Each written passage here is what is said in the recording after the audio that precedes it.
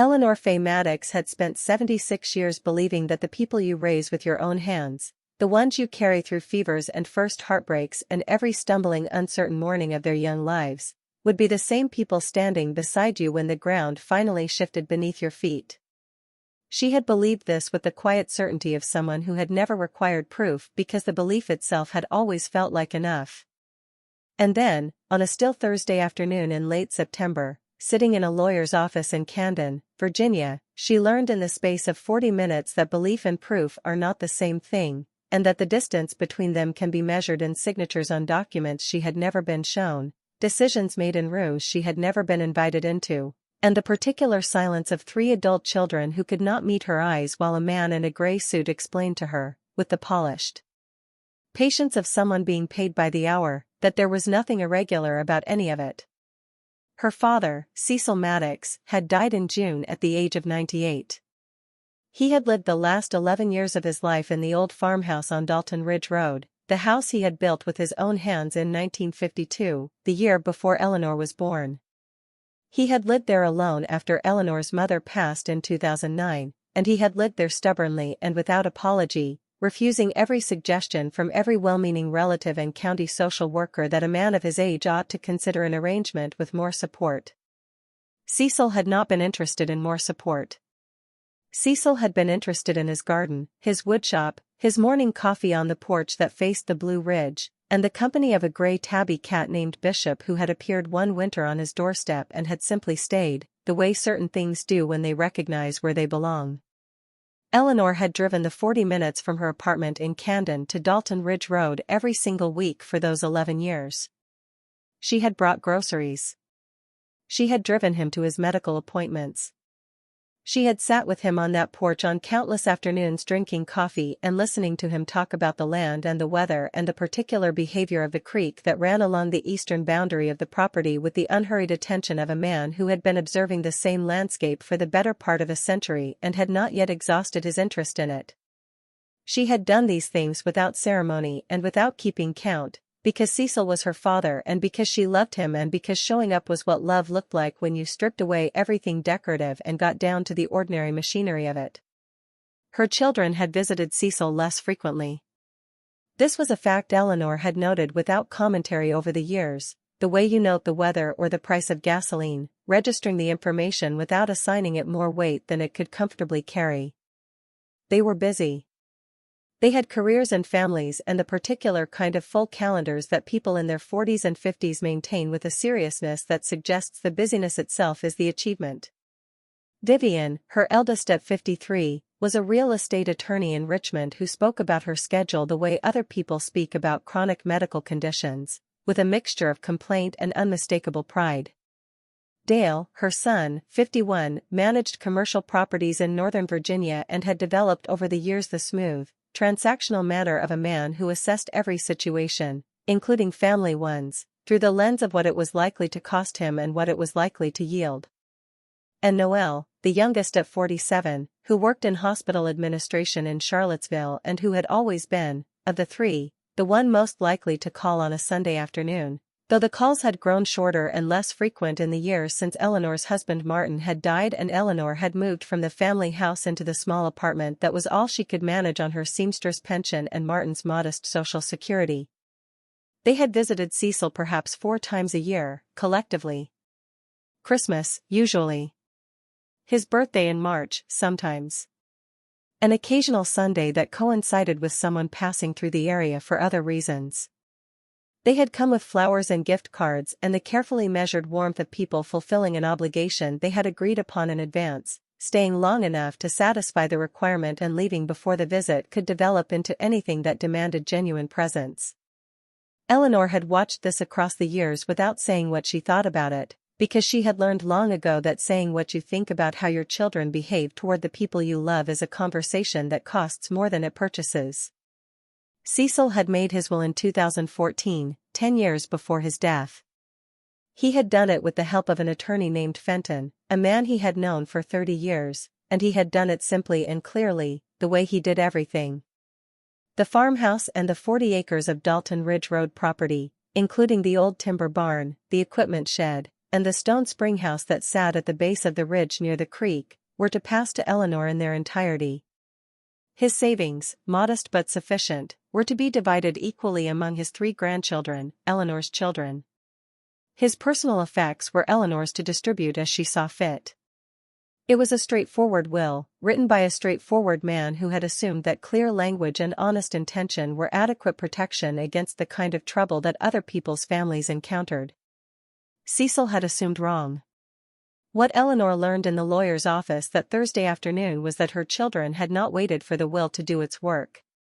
They had, in the 14 months between Cecil's death and this meeting, undertaken a series of actions that Eleanor was hearing about for the first time while sitting in a leather chair that squeaked every time she shifted her weight, holding a cup of coffee she had not asked for and could not bring herself to drink. Vivian, whose professional expertise made her the family's default authority on all things legal, had filed a challenge to Cecil's will within 6 weeks of his death. The challenge was based on a claim of diminished capacity, supported by medical records from Cecil's final 2 years that documented the mild cognitive changes his physician had noted during routine visits, the kind of changes that are entirely ordinary in a 97-year-old man and that had never, in Eleanor's direct and daily observation, affected Cecil's ability to make decisions, manage his affairs, or maintain the life he had chosen with full awareness and complete independence. But Eleanor had not been consulted about the challenge. She had not been informed it was being filed. She had not been told that Vivian had obtained copies of Cecil's medical records through a process that the lawyer in the gray suit described as entirely proper and that Eleanor, sitting in her squeaking chair, understood with a cold and settling clarity had been entirely calculated. The challenge had succeeded. Not because it was strong, Eleanor would learn later, but because it was unopposed. You cannot defend against a legal action you do not know is happening. The will had been set aside by a probate judge in July on the basis of the medical evidence presented, and in the absence of any contradicting testimony, and Cecil's estate had been redistributed according to the intestacy laws of the Commonwealth of Virginia, which divided the property equally among Cecil's surviving descendants. Eleanor was Cecil's only child. But Vivian had argued, and the court had accepted, that Eleanor's children, as Cecil's grandchildren and the only other surviving members of his direct line, were entitled to petition for an equitable distribution of assets that more accurately reflected the family's needs and circumstances. The result was this. Vivian, Dale, and Noel had divided the Dalton Ridge Road property into parcels. The farmhouse and the 20 acres of cleared land to the north, the portion with road access and the view of the Blue Ridge that made it attractive for residential development, had been allocated to a trust controlled by the 3 of them. Cecil's savings had been distributed. The timber barn and the equipment shed, both of which sat on the cleared acreage, were included in the trust's holdings. What remained, the piece they had not included because none of them had considered it worth including, was the lower 20 acres. The wooded slope that ran down from the ridge toward the creek. The rocky ground. The brush-choked timber that had not been managed in decades. And the stone springhouse that sat at the bottom of it all, built into the hillside beside the creek, its heavy oak door sealed shut with poured concrete since 1953, its purpose forgotten by everyone in the family except Eleanor, who had never forgotten because Cecil had never let her. You can have the lower acreage, Dale had said when they finally told her, 2 weeks before the lawyers' meeting, at a restaurant in Camden where he had suggested they get together for lunch as though the occasion were social rather than administrative. Nobody wants it. The terrain is impossible for development, the timber isn't commercially viable, and that old springhouse is a liability. Honestly, Mom, we're doing you a favor by not making you responsible for the whole property. The taxes alone on the upper parcel would have buried you. He had said this with the particular confidence of a man who had mistaken financial logic for moral reasoning, and who believed that because the numbers supported his position, the position itself required no further justification. Vivian had nodded beside him with the composed expression of someone who had already moved past the emotional phase of a transaction and was operating entirely in the administrative one. Noelle had been looking at her phone. Eleanor had said very little at that lunch. She had eaten her soup. She had listened to Dale explain the tax implications and Vivian outline the timeline for the trust's formation and Noelle mention, without looking up, that she thought it was really for the best and that they all just wanted Mom to be comfortable. She had listened to all of it with the particular stillness of someone whose internal experience has become so distant from the external situation that the gap itself is the only thing she can feel, a vast and quiet space between what is happening and what should be happening, too large to cross with words and too real to pretend does not exist. She had driven home to her apartment afterward and sat in the kitchen chair beside the window that looked out on the parking lot of the building next door, and she had not cried. She had made this decision consciously, the way she had made every important decision in her life, by examining what it would accomplish and concluding that it would accomplish nothing useful. Crying would not restore Cecil's will. Crying would not undo the signatures on documents she had never seen. Crying would not return to her the farmhouse where her father had built every cabinet and hung every door and planted every tree in the yard with the careful attention of a man who understood that the things you build with your hands carry a different kind of permanence than the things you purchase with your money. What she did instead was open the drawer beside the stove where she kept the things that were too important for ordinary storage and not valuable enough, by any external measure, for a safety deposit box. She took out the envelope Cecil had given her 7 years ago, on a Sunday afternoon on the porch at Dalton Ridge Road, with Bishop sleeping on the railing between them and the Blue Ridge going blue and purple in the distance the way it did in the late afternoons of early autumn. "When I'm gone," Cecil had said, holding the envelope out to her with the directness of a man who had never in his life buried important information inside small talk, "go to the Springhouse. Take this with you. Everything you need to understand is inside those walls, Ellie. I sealed it up in '53 because it wasn't time yet. Wasn't safe yet. But it will be, when you need it. And you're going to need it." She had taken the envelope and asked him what was inside the Springhouse and why he had sealed it and what he meant by safe. Cecil had looked at her with the patient expression of a man who knows he is being asked reasonable questions and has decided not to answer them yet. "When you need it," he had repeated. "Not before. If I tell you now, you'll try to fix things before they're ready to be fixed, and that will make it worse. Trust me on this, Ellie. I've been thinking about this longer than you've been alive." She had trusted him.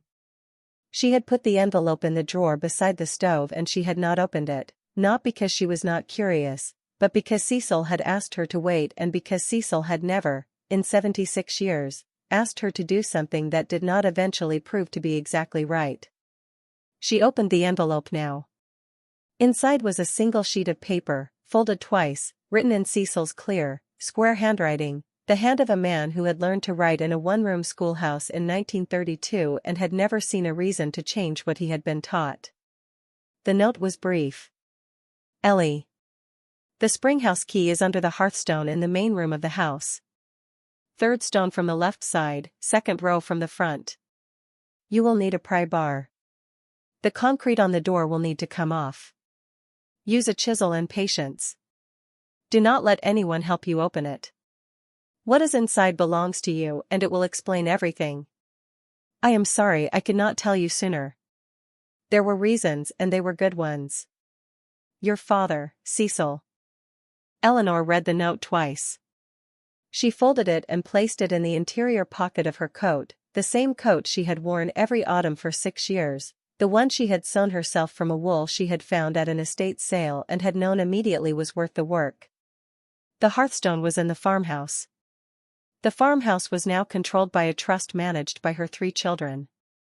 The key to everything Cecil had left her was locked inside a house she was no longer permitted to enter without permission from the people who had taken it from her. She sat with this for a long time.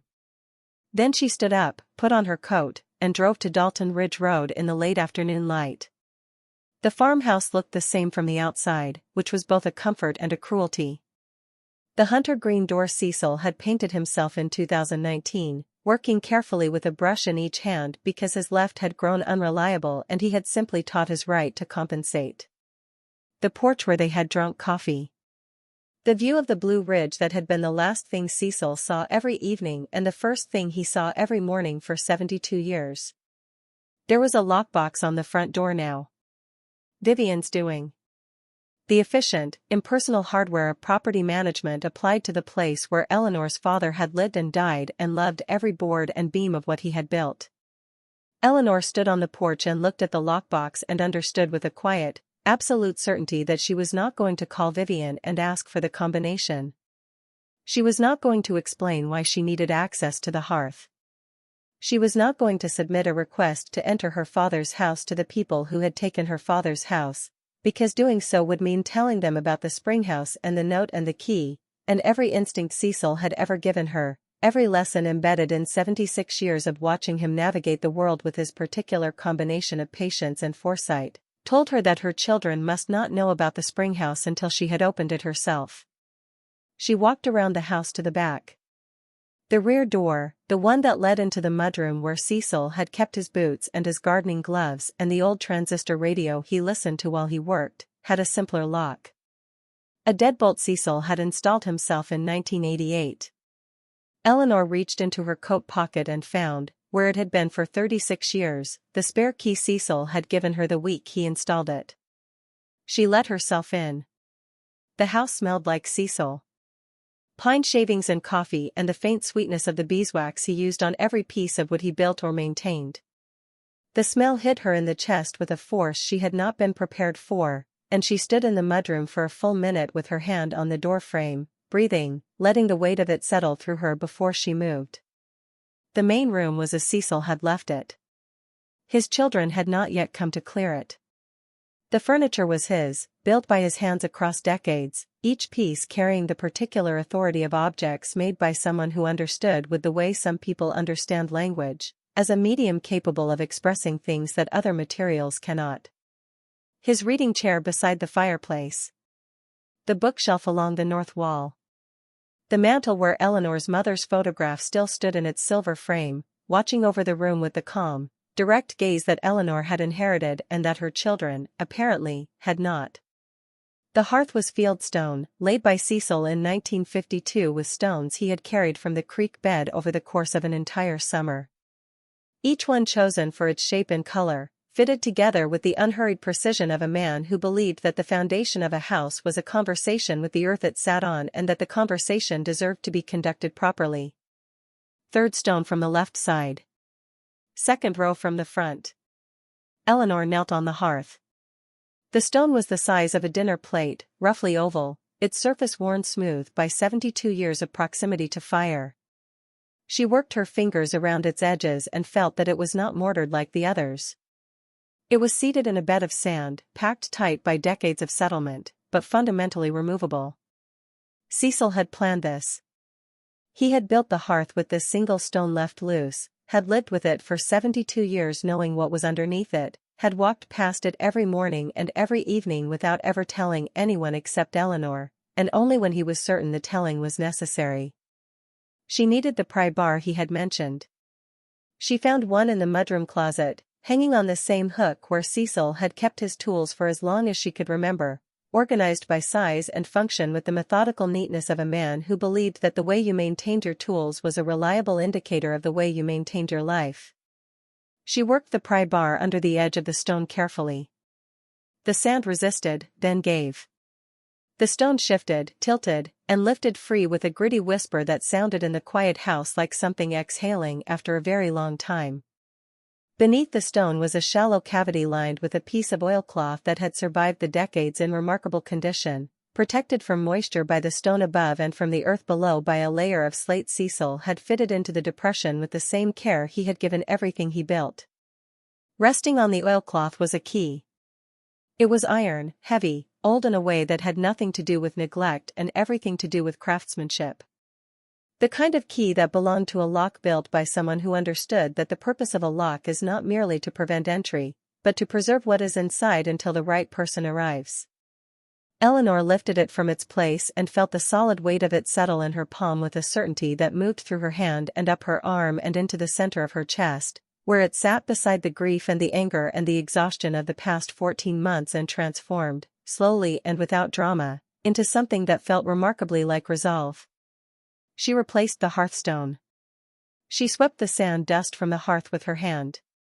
She stood, put the key in her coat pocket beside Cecil's note, and walked out of the house through the mudroom door, locking it behind her with the spare key that had been in her pocket for 36 years. Then she drove home. She did not go to the Springhouse that evening. It was getting dark, and Cecil had sealed that door with concrete, and concrete required daylight and patience and tools she did not yet have. She would go tomorrow. She had waited 76 years, guided by a father who had waited even longer. She could wait one more night.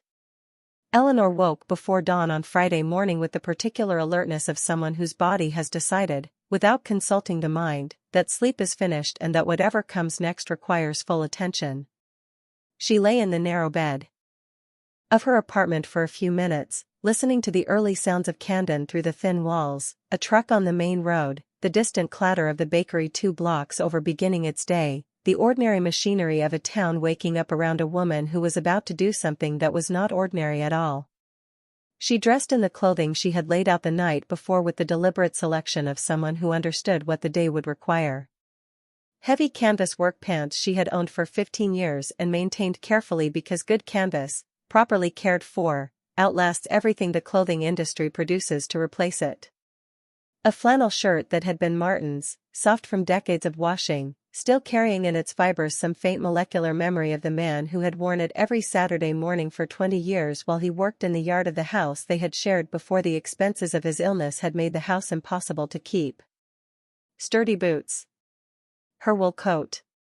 She loaded the trunk of her car with the tools she had gathered the previous evening from the small storage unit where she kept Martin's workshop equipment, the things she had not been able to part with when she moved to the apartment because they represented not just tools but the evidence of a practical life shared with a practical man. A cold chisel. A 3-pound hammer. A pry bar longer and heavier than the one she had used at the hearth. A flashlight with fresh batteries. A canvas tarp. Work gloves that were too large for her hands but would serve. She drove to Dalton Ridge Road in the gray light before sunrise, her headlights cutting through the fog that gathered in the hollows along the county road the way it did every autumn morning, filling the low places with a soft, pale stillness that made the world feel temporarily suspended between what had already happened and what was about to. She parked at the edge of the lower acreage, on a pull-off beside the old timber road that had once served the logging operation Cecil's father had run on this land in the 1930s and that now existed as little more than a suggestion beneath decades of leaf litter and undergrowth. The upper property, the farmhouse, and the cleared land that her children had claimed, was visible from here only as a roofline above the tree canopy, distant and inaccessible in a way that was no longer merely physical. The walk down to the Springhouse took 20 minutes. The terrain was exactly as Dale had described it, steep and rocky and thoroughly unsuitable for any kind of development, which was precisely why he had dismissed it and precisely why Cecil had chosen it. Eleanor picked her way down the slope with the careful, unhurried steps of a woman who understood that the ground beneath her feet demanded respect and that haste on a hillside was a luxury reserved for people who had not yet learned what falling cost. The woods were dense and old. Tulip poplars and white oaks that had been growing undisturbed for decades, their canopy filtering the early light into long, pale columns that fell across the forest floor like the interior of a cathedral designed by someone who understood that the most profound spaces are the ones that make you feel both small and welcomed simultaneously. Eleanor had always loved these woods. She had played in them as a child, had walked them with Cecil on weekend mornings when he would stop at certain trees and tell her their ages and their species and the particular qualities of their wood with the encyclopedic attention of a man who considered the forest a library and expected his daughter to learn to read it. She heard the creak before she saw it, the steady, musical sound of water moving over stones that had not changed in any meaningful way since Cecil had first heard it as a boy in the 1930s. The sound was so familiar and so deeply embedded in Eleanor's memory of this place that hearing it again after years of absence produced a physical response she had not anticipated, a tightening in her throat and a sudden, fierce pressure behind her eyes that she managed only by stopping on the trail and standing very still for a moment, breathing, letting the sound move through her until it became bearable. The Springhouse appeared through the trees as she descended the last 100 yards of the slope. It was built into the hillside at the point where a natural spring emerged from the rock face and fed into the creek, a construction technique that Cecil had explained to her when she was old enough to understand it. The spring provided a constant flow of cold water through the interior of the structure, creating a natural refrigeration system that the people of this region had relied on for generations before electricity made such ingenuity unnecessary. Cecil Springhouse was stone, built by his father in 1931 from the same fieldstone that Cecil would later use for the farmhouse hearth. It was small, perhaps 12 feet by 8, with walls 2 feet thick and a roof of heavy timber overlaid with slate that had survived 9 decades of Virginia weather with the stubborn persistence of things built by people who did not distinguish between building something and building it properly. The walls were intact. The roof showed no visible failure. The spring still ran. Eleanor could see the clear water emerging from the base of the structure and joining the creek with the quiet reliability of a system that had been operating since long before anyone living had been born to observe it. The door was on the south-facing wall, a single slab of white oak 4 inches thick, hung on hand-forged iron hinges that had been made, Cecil had told her once, by a blacksmith in the valley who had understood that a hinge was not merely a piece of hardware but a promise that the door it carried would open and close for as long as the building stood. The hinges had kept their promise. They were still there, still solid, the iron darkened by age to a deep brownish black but showing no structural compromise. The concrete was another matter. Cecil had sealed the door thoroughly. A band of poured concrete 6 inches wide ran around the entire perimeter of the door frame, filling the gap between the oak and the stone, bonding them together with the permanence of a material that had been designed to endure. The concrete had cured and hardened across 71 years into something that was, Eleanor understood as she ran her gloved hand along its surface, no longer merely a seal but a statement. Whatever Cecil had locked behind this door, he had locked it with the full intention that it would not be opened casually, accidentally, or by anyone who was not willing to work for the privilege. Eleanor set down her tool bag on the flat stone beside the door where Cecil's father had once placed the milk cans waiting for collection, a detail she remembered from a story Cecil had told her so long ago that the memory had the quality of something inherited rather than experienced. She laid the canvas tarp on the ground beneath the door frame to catch the concrete debris. She put on the work gloves. She picked up the cold chisel and the 3-pound hammer. She had watched Cecil work with these tools many times across the years of her childhood and had understood, even before she was old enough to articulate it, that the relationship between a chisel and a hammer was not one of force but of direction. The hammer provided energy. The chisel decided where that energy went. The skill was not in hitting hard but in hitting precisely, in reading the material and finding the line where it wanted to separate and placing the chisel exactly there and letting the concrete do half the work. She started at the top left corner of the door frame, setting the chisel's edge against the seam where the concrete met the stone, angling it slightly inward, and striking with a measured, deliberate blow that sent a clean crack running 4 inches along the joint. The sound was sharp and immediate in the quiet of the morning woods, a declaration that carried across the creek and up through the trees and dissipated into the fog with the particular authority of a sound that means something has begun. The work took 3 hours. Eleanor stopped twice to rest, sitting on the milk stone with her gloves in her lap and her hands wrapped around the thermos of coffee she had brought, drinking slowly and looking at the creek and the woods and the pale autumn light moving through the canopy above her with the patient awareness of someone who understands that rest is not a pause in work but a part of it. Her shoulders ached. Her hands, even inside the gloves, were sore in the particular way of hands that have been absorbing repeated impact through a steel tool for longer than they are accustomed to. She was 76 years old and she was breaking concrete off a sealed door on a hillside 7 miles from the nearest paved road, and she had not felt this certain of anything in 14 months. The concrete came away in pieces, some small and crumbling, some in satisfying chunks that separated from the stone with a sound like a held breath finally released. She worked methodically around the entire door frame, clearing the seal section by section, checking each area twice to make sure the bond between concrete and wood was fully broken before moving to the next. She did not rush. Cecil had not rushed when he sealed this door in 1953, and she would not rush opening it in 2024. By late morning, the concrete was cleared. The door stood in its frame as it had originally been built, oak and iron and stone, no longer sealed but still closed, held in place by its own weight and the slight settling that 71 years of motionlessness had produced.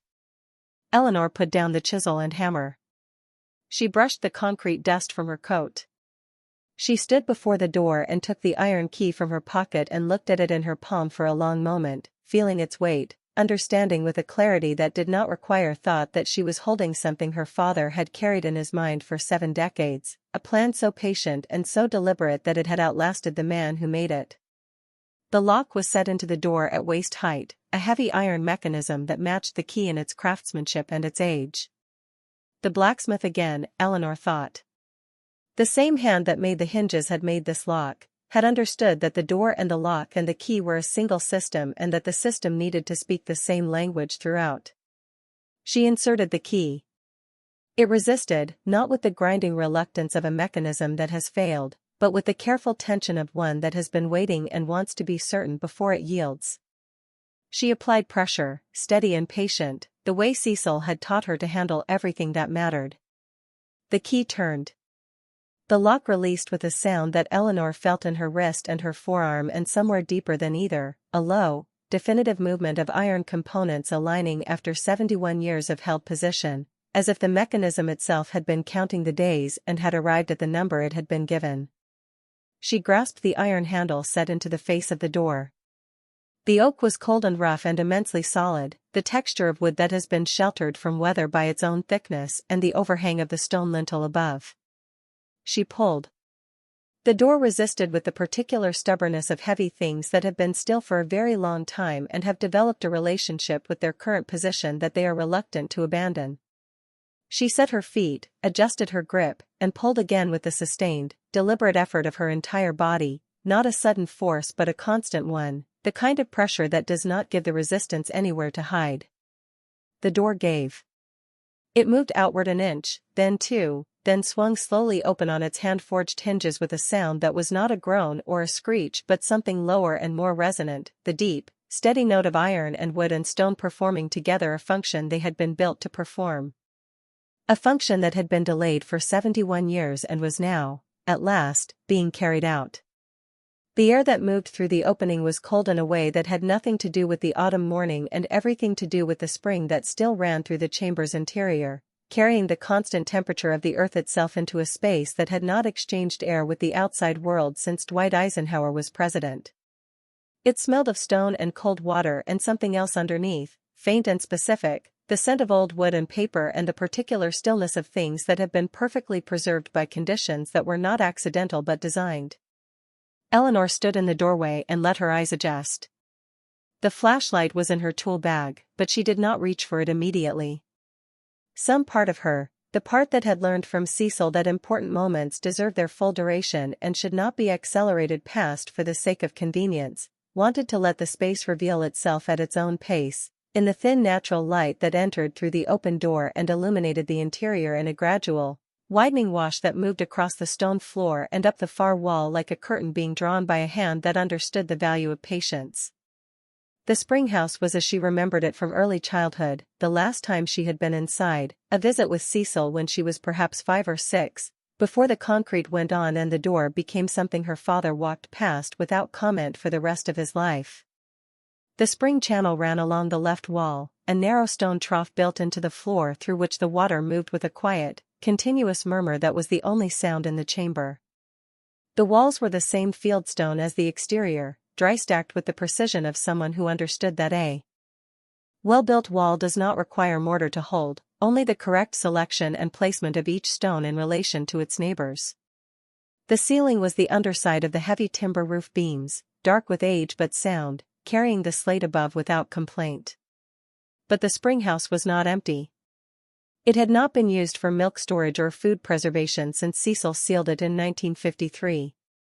It had been used for something else entirely, and the evidence of that use filled the chamber from wall to wall with a density and an order that stopped Eleanor 2 steps inside the door and held her there while her mind, working with the same methodical care she applied to everything, assembled what she was seeing into an understanding she had not been prepared for.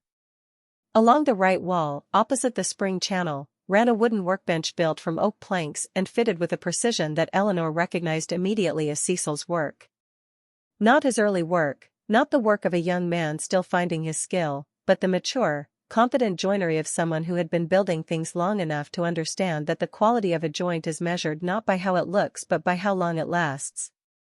The bench was clean and dry, its surface smooth from use, and on it, arranged with the careful organization of a man who had spent considerable time preparing the space for the moment when it would be opened, were items that Eleanor began to catalogue with her eyes before her hands, because Cecil had taught her that seeing comes first and touching comes after you understand what you are looking at.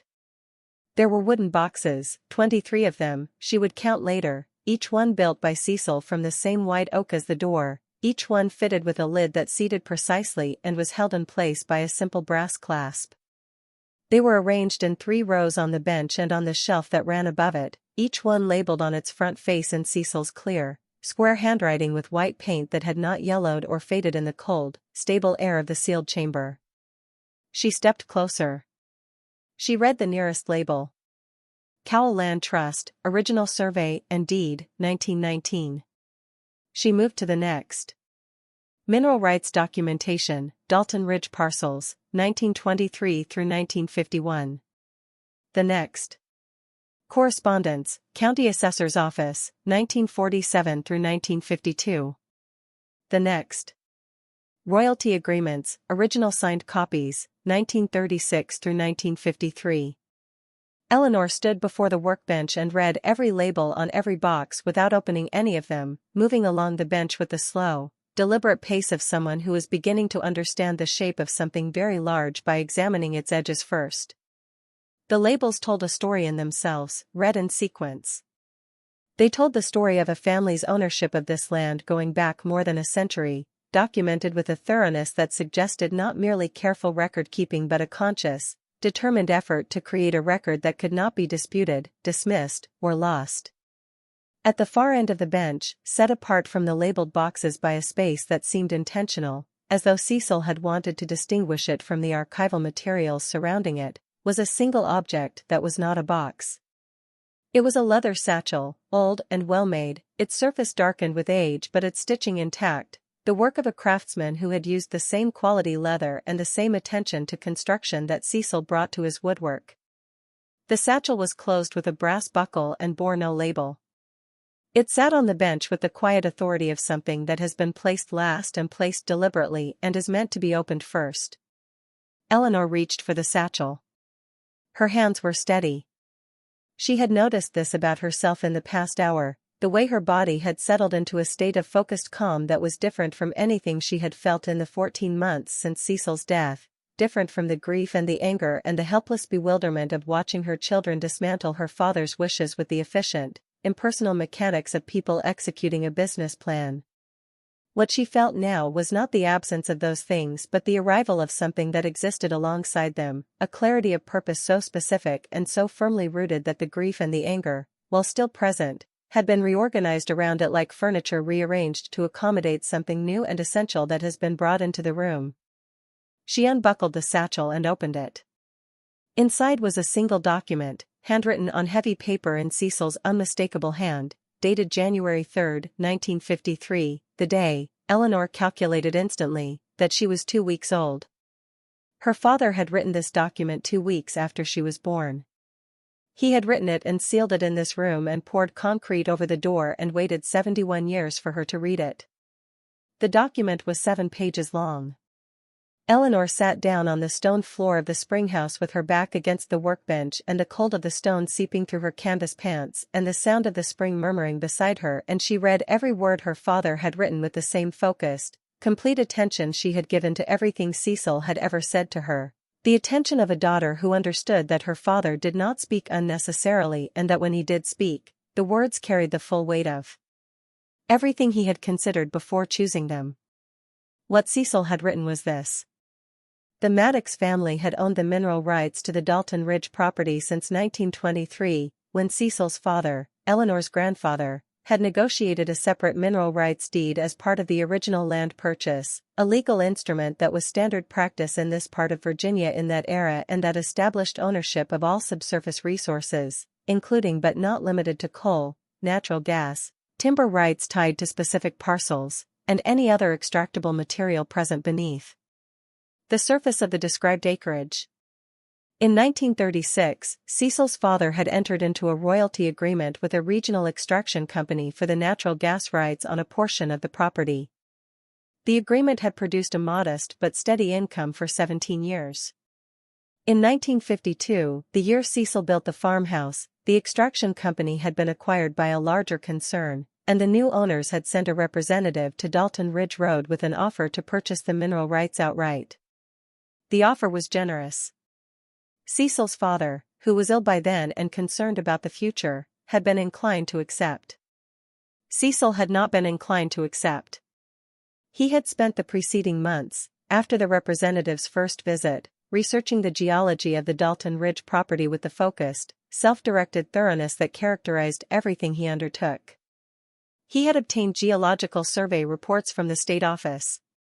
He had spoken with 2 independent geologists.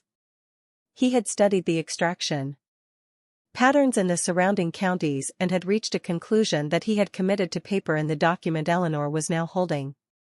The natural gas reserves beneath the Dalton Ridge property were, according to every assessment Cecil had been able to obtain, substantially larger than the extraction company's offer reflected. The company knew this. Their offer was not generous. It was strategic, designed to acquire rights whose true value far exceeded the price being offered, from a family that did not have the resources or the knowledge to understand the disparity. Cecil had persuaded his father not to sell. His father had died 3 months later. Cecil had inherited the mineral rights along with the property. And then, in January of 1953, 2 weeks after Eleanor was born, Cecil had gathered every document related to the mineral rights, every deed, every survey, every piece of correspondence, every signed agreement, and he had sealed them in the Springhouse with a lock made by the best craftsman he knew and a wall of concrete and a prayer that his daughter would find them when the time was right. He had done this because he knew.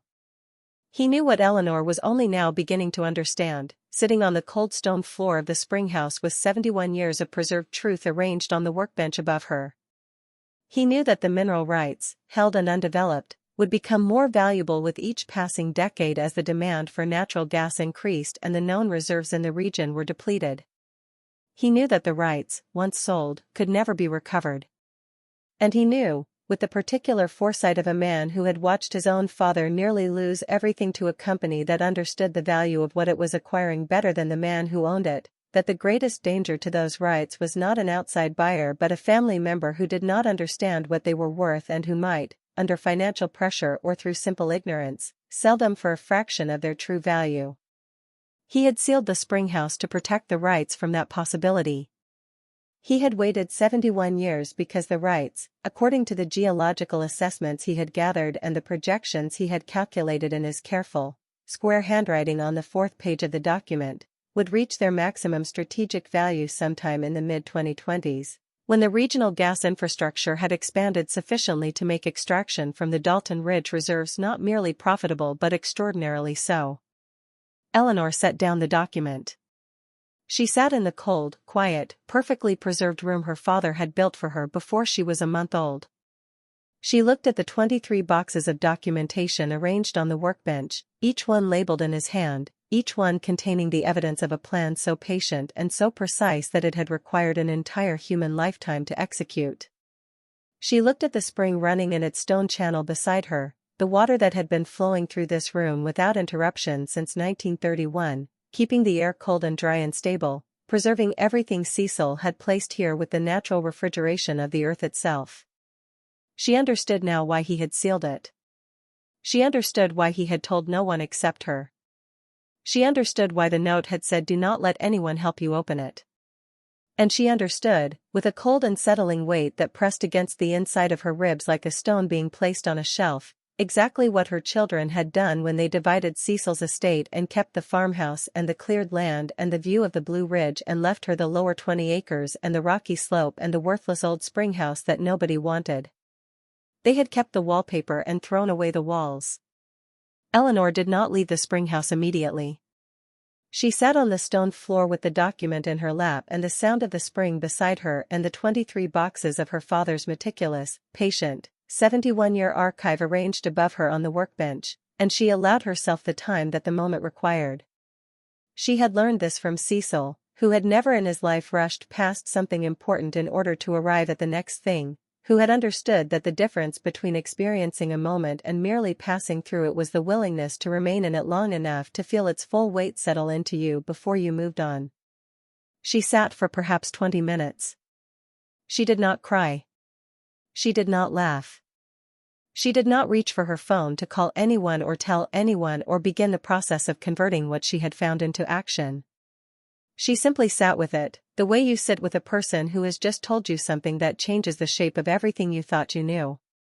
You do not respond immediately. You let the new shape establish itself. You let the old shape finish falling away. And then, when the room is quiet and the dust has settled and you can see clearly what is standing where something else used to be, you stand up and you begin. Eleanor stood up. She placed the leather satchel and Cecil's 7-page document carefully into her canvas bag. She closed and latched each of the 23 boxes on the workbench, checking each brass clasp with the attentive precision of a woman who understood that what these boxes contained had been preserved for 71 years and deserved to be handled with the same care in its emergence as Cecil had given it in its concealment. She did not take the boxes with her. Not yet. The Springhouse had kept them safe for 7 decades and it would keep them safe for a few more days while she did what needed to be done next.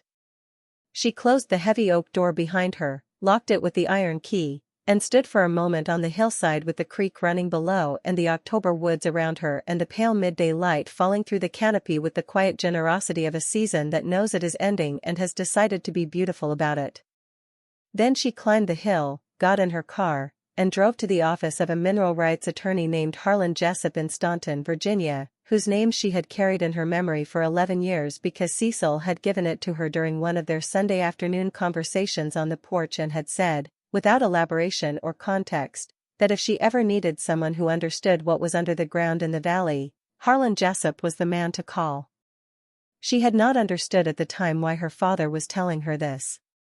She understood now that Cecil had been placing pieces on the board for decades, positioning each one with the foresight of a man who could see the entire game from a distance his daughter had not yet reached, trusting that she would recognize each piece when she needed it and would know where it belonged. Jessup was in his late 60s, lean and unhurried, with an office on the second floor of a converted brick building that smelled of old paper and strong coffee and the particular professional seriousness of a man who had spent 40 years working in a field where the stakes were measured in geological time and the mistakes were measured in millions. He listened to Eleanor without interruption for 35 minutes, which was the first thing she noted about him and the thing that told her Cecil had chosen correctly. A man who listens for 35 minutes before speaking is a man who understands that the quality of his response depends entirely on the completeness of his understanding. When she finished, he asked her 3 questions. He asked whether any of the mineral rights had ever been formally transferred, sold, or encumbered by any party at any time since 1923. She said they had not.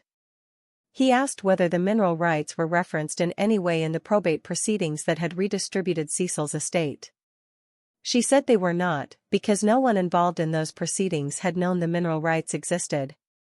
He asked whether she had the original deeds and the original royalty agreements in Cecil's archive. She said she did, 23 boxes of them, sealed since 1953 and preserved in conditions that a museum conservator would have considered ideal. Jessup was quiet for a moment. Then he said something that Eleanor would remember for the rest of her life, not because it was dramatic or emotional or delivered with any particular rhetorical force, but because it was said in the flat, certain tone of a man who deals in facts and considers anything beyond facts to be someone else's department. He said that in 40 years of practicing mineral rights law in the Shenandoah Valley, he had never encountered a private mineral rights archive as comprehensive, as well preserved, or as legally unassailable as what Eleanor had just described to him. He said that the mineral rights to the Dalton Ridge property, based on the geological assessments Cecil had referenced and on Jessup's own current knowledge of the regional gas reserves and the infrastructure development that had occurred in the intervening decades, were conservatively worth between $14 and $19 million. He said conservatively twice, which Eleanor noted. He said that the mineral rights were entirely separate from the surface property rights. This was the legal distinction that mattered most, the one that Cecil had understood in 1953 and that Eleanor's children, including Vivian with her real estate law degree and Dale with his commercial property experience, had either never known or never thought to investigate. The probate court had redistributed Cecil's surface property, the land itself, the buildings, the acreage. It had not touched the mineral rights because the mineral rights had not been part of the probate filing, because no one had known they existed, because Cecil had sealed them in a Springhouse on 20 acres of rocky hillside that his own grandchildren had dismissed as worthless. The mineral rights belonged to Eleanor. They had always belonged to Eleanor. They had passed to her through the chain of ownership Cecil had documented in those 23 boxes, a chain that began with her grandfather's 1923 deed and proceeded through every subsequent agreement, transfer, and legal instrument without a single break, a single ambiguity, or a single point of vulnerability that anyone, no matter how well funded or well represented, could use to challenge her claim. Jessup filed the formal registration of Eleanor's mineral rights with the State Geological Survey Office the following Monday.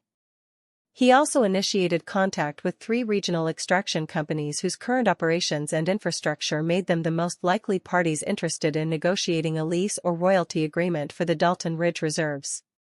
He told Eleanor that the process would take time, that serious negotiations with extraction companies were measured in months rather than weeks, and that the outcome, while certain in its general direction, would depend on factors including current market pricing, infrastructure access, and the specific geological characteristics of the reserves as confirmed by modern survey techniques. Eleanor told him she was comfortable with time. She said she had learned patience from a man who had practiced it for 71 years without ever once suggesting that the waiting was a burden. The geological survey was completed in November. A team of 3 engineers spent 4 days on the lower 20 acres of the Dalton Ridge property with equipment that Cecil, who had relied on paper surveys and a county geologist's educated assessment in 1952, could not have imagined. The results confirmed what Cecil had believed and what Jessup had conservatively estimated. The natural gas reserves beneath the property were substantial, well-positioned relative to the existing regional pipeline infrastructure, and extractable using current horizontal drilling techniques that would not require significant surface disruption. The lead engineer, a woman named Falk who had the quiet competence of someone who lets data speak louder than commentary, told Eleanor that the reserves were among the most significant untapped deposits she had surveyed in the valley in the past decade. She said this while standing on the hillside above the Springhouse with her tablet displaying subsurface imaging data that showed, in vivid color-coded layers, the geological reality that Cecil had intuited 71 years ago from paper maps and conversations with men who read the earth the way he read wood, by understanding its grain. Eleanor thanked her. She looked down the slope at the Springhouse with its heavy oak door now standing open in the November light, its interior visible from the hillside as a rectangle of cool shadow against the fieldstone, the room her father had sealed when she was 2 weeks old. The room that had kept the truth about this land safe and dry and waiting while the world above it grew and changed and forgot. The news reached her children the way news reaches people who have built their understanding of a situation on incomplete information and discover, without warning, that the missing piece is the one that changes everything. It reached them not through Eleanor, who had made no effort to inform them and felt no obligation to do so, but through the particular channels by which significant legal and financial developments in small communities travel from the people directly involved to the people who eventually learn they should have been. Vivian heard first. A colleague in her Richmond firm mentioned a mineral rights registration in the valley that had attracted attention from the extraction industry, a property in the Dalton Ridge area, significant reserves, a sole owner named Maddox. Vivian called Dale. Dale called Noel. And then, on a Wednesday evening in early December, all 3 of them called Eleanor. She let the phone ring through to voicemail the first time. And the second. On the third call, from Noel, she answered, because Noel had always been the one most likely to say something honest and because Eleanor, despite everything, still believed in giving honesty a place to land. "Mom," Noel said, and her voice carried the particular thinness of someone who has just realized that the ground they are standing on is not the ground they thought it was. "Is it true about the mineral rights?" "Yes," Eleanor said. There was a silence that lasted long enough for Eleanor to hear Noelle breathing and to understand from the quality of that breathing, shallow, uneven, held, that her youngest daughter was experiencing something that Eleanor recognized because she had experienced it herself 14 months ago in a lawyer's office in a squeaking leather chair. The sensation of discovering that the story you have been telling yourself about a situation is not the story that is actually happening. "We didn't know," Noelle said. "No," Eleanor said. "You didn't." Another silence. Then Noelle asked if they could come see her, all three of them, if she would be willing to sit down and talk about what had happened and what was happening now. She asked this in a voice that was not the administrative voice of scheduling a family meeting but the smaller, less certain voice of a daughter asking her mother for something she was not sure she had the right to ask for. Eleanor said they could come on Saturday. They arrived together in Vivian's car at 11 in the morning. Eleanor watched them from the kitchen window of her apartment as they parked and sat in the car for several minutes before getting out, the three of them visible through the windshield in the particular posture of people preparing themselves for a conversation they know will be difficult and that they cannot control. She watched them without anger and without satisfaction. She watched them with the quiet, steady attention of a woman who had spent 76 years learning to see people clearly, including the people she had raised, including the versions of them she did not want to see, and who had arrived through that long practice at a place where clarity and love could exist in the same room without one of them having to leave. She opened the door before they knocked. She had made coffee.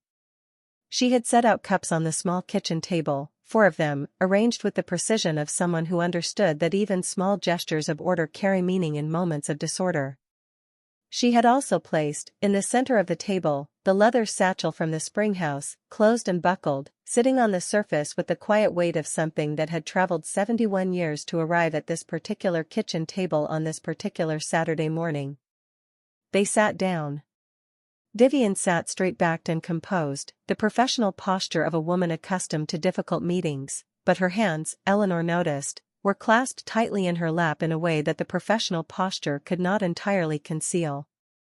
Dale sat with his forearms on the table and his eyes moving between the satchel and his mother with the rapid, assessing attention of a man trying to calculate the dimensions of something he had not previously known existed. Noelle sat with her hands around her coffee cup and her eyes on Eleanor's face with an expression that Eleanor recognized after a moment as the one Noelle had worn as a child when she had done something she knew was wrong and was waiting, not for punishment, but for the particular kind of truth that only her mother could give her. Eleanor let them sit with the silence for a moment. Then she opened the satchel and removed Cecil's 7-page document and placed it on the table in front of them and said, simply and without preface, that she wanted them to read what their grandfather had written before anyone said anything else. They read it. Vivian read fastest, turning the pages with the practiced efficiency of someone who processes legal documents professionally, but Eleanor saw the moment the efficiency failed, the moment the words on the page broke through the professional surface and reached the person underneath. It happened on the 4th page, where Cecil had laid out the value of the mineral rights and the reason he had sealed them away. Vivian's reading slowed. Her hands on the pages became less certain. By the 7th page, she was reading at the same pace as Noelle, which was the pace of someone who is not merely processing information but absorbing its implications. Dale finished last. He set down the final page and stared at the table for a long time with an expression Eleanor had never seen on his face before, an expression she could only describe after careful observation as the look of a man who has just discovered that the transaction he thought he had completed was not the transaction that actually occurred, and that the terms he thought he had secured were not the terms that will ultimately apply. $14 to $19 million, Dale said. His voice was flat and careful in the way of someone managing a reaction he does not want to display. In mineral rights. On the 20 acres we gave you because we thought it was worthless. On the 20 acres you gave me, Eleanor said, because you did not think to ask your grandfather what was underneath them. Because you did not think to ask me what I knew about the land I grew up on. Because you sat in your sister's office and challenged your grandfather's will on the basis of medical records that described a man who was sharper at 97 than most people manage at 50, and you did all of this without ever once considering the possibility that the man whose judgment you were questioning might have known something you didn't. She said this without raising her voice, without heat, without the particular satisfaction that revenge provides and that she had never been interested in. She said it with the calm, clear directness of a woman stating facts, the same directness Cecil had used when he told her about the Springhouse, the same directness his handwriting carried across those 7 pages, the Maddox family's particular gift for saying exactly what was true and letting the truth do its own work. Vivian spoke next. She spoke carefully, choosing her words with the deliberate attention of a woman who constructs language professionally and who understood, perhaps for the first time, that the skill she had used to take apart Cecil's will could not be used to construct a response adequate to this moment. "Mom," she said. "I am sorry." Eleanor looked at her oldest daughter. She looked at the face she had known since the delivery room, the face she had watched change from infant to child to adolescent to woman across 53 years of mornings and evenings and ordinary days that had accumulated into a life. She looked at that face and saw in it the genuine difficulty of a person confronting not merely a mistake but the character flaw that produced it, the particular blindness that comes from being so accustomed to assessing things by their visible value that you lose the ability to recognize value that does not announce itself. "I know you are," Eleanor said. "I also know that sorry is a word, and words are the beginning of something, not the completion of it. Your grandfather spent 71 years protecting something he believed in. He did it with patience and with planning and with a faith in me that he never once withdrew, even when it would have been easier to simply tell me what was in that room and let me handle it before I was ready. He trusted the timing. He trusted the process. And he trusted that the truth, if it was preserved carefully enough and long enough, would do what the truth does, which is outlast everything that tries to bury it." She paused. She looked at each of them in turn with the level, unhurried gaze of a woman who has decided what she wants to say and is going to say it completely and without revision. "I am not closing the door on any of you. Your grandfather would not have wanted that, and neither do I. But I need you to understand something clearly. What you did was not a mistake. A mistake is something that happens because you did not know better. You knew better. Vivian, you are a property attorney. Dale, you manage real estate for a living. You had every tool and every piece of knowledge necessary to investigate that property thoroughly before you dismissed it. You chose not to, because investigating it would have required you to treat your grandfather's land and your grandfather's judgment with the respect they deserved, and you had already decided that neither was worth your time." Noelle was crying. Not the performative crying of someone seeking forgiveness through visible emotion, but the quiet, inward crying of someone who is hearing the truth about themselves and is finding that it fits in all the places they hoped it would not. Dale had not moved. His hands were flat on the table and his eyes were on the satchel and his jaw was set in the way of a man holding himself very still because movement would require him to acknowledge something he was not yet ready to acknowledge. Vivian was looking at her mother with an expression that Eleanor recognized as the beginning of something she had not seen on her oldest daughter's face in a very long time. Not the professional composure, not the administrative calm, not the polished warmth of a woman who had learned to make difficult things sound manageable. Something underneath all of that. Something younger and less defended. The expression of a daughter who has been seen clearly by her mother and cannot find anywhere to hide from the seeing. "Trust is rebuilt through action," Eleanor said. "Consistent action, over time, without conditions and without keeping score. That is how your grandfather taught me, and it is how I am telling you. If you want to be part of what happens next, you are welcome. But what happens next is mine to decide, because what is underneath that land is mine, and it has always been mine, and the man who made sure of that spent his entire life making sure of it because he loved me enough to plan for a day he knew he would not live to see." She closed the satchel.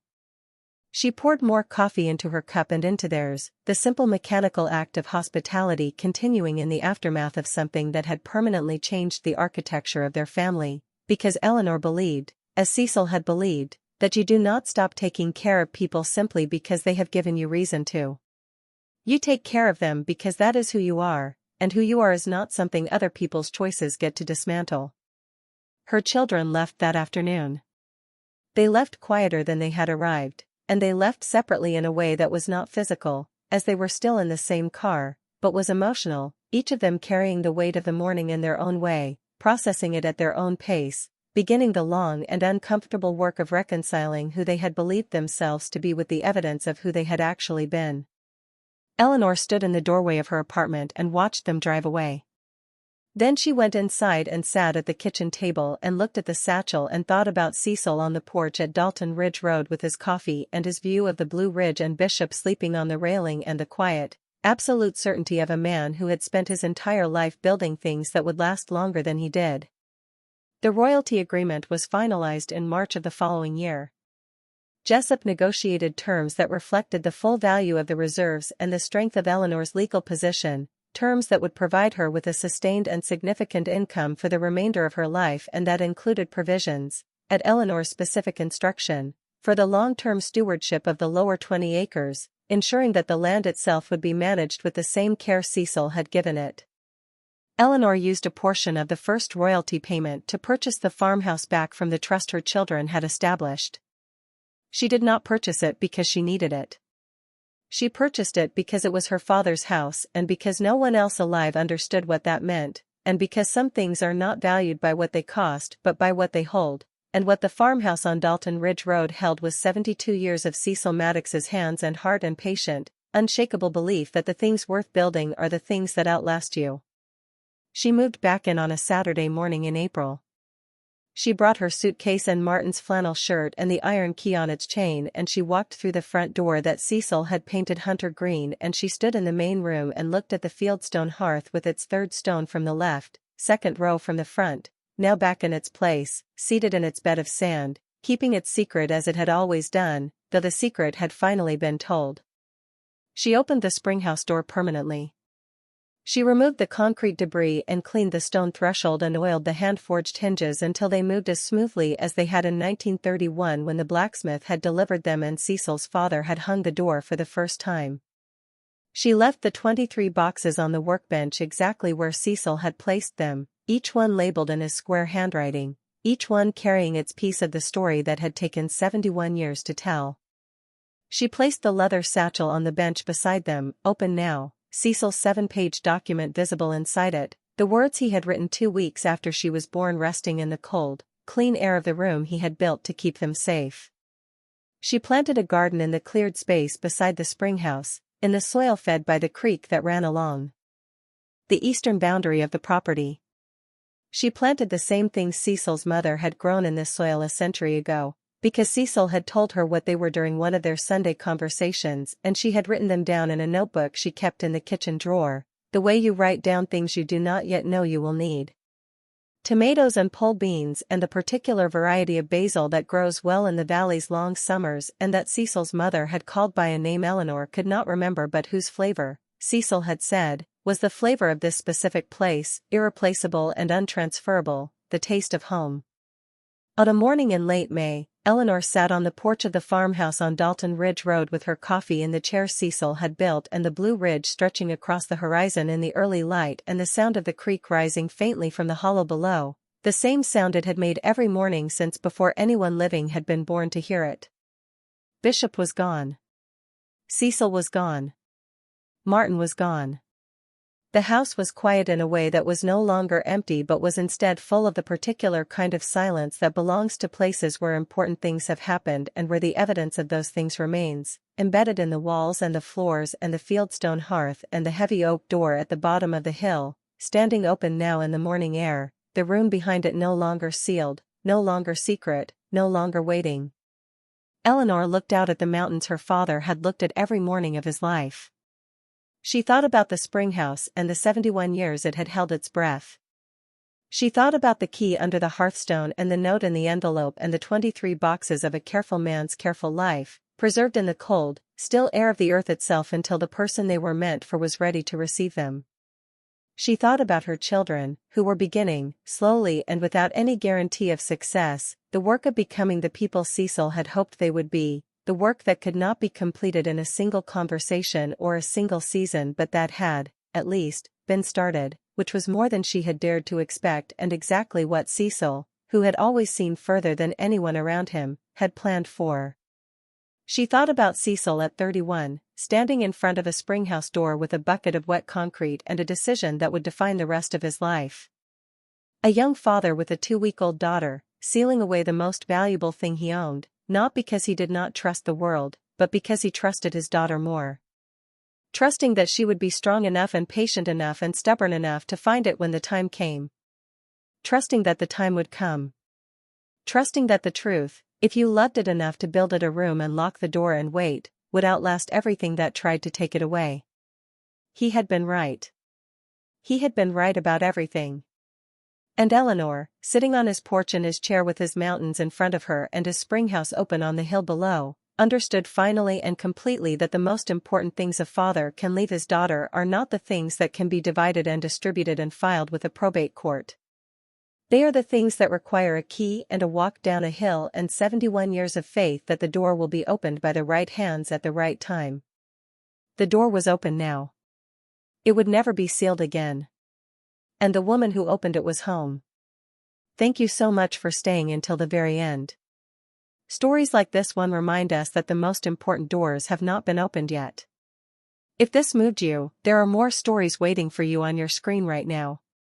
And if you have not subscribed yet, now is the perfect time. I do not want you to miss what is coming. See you in the next story.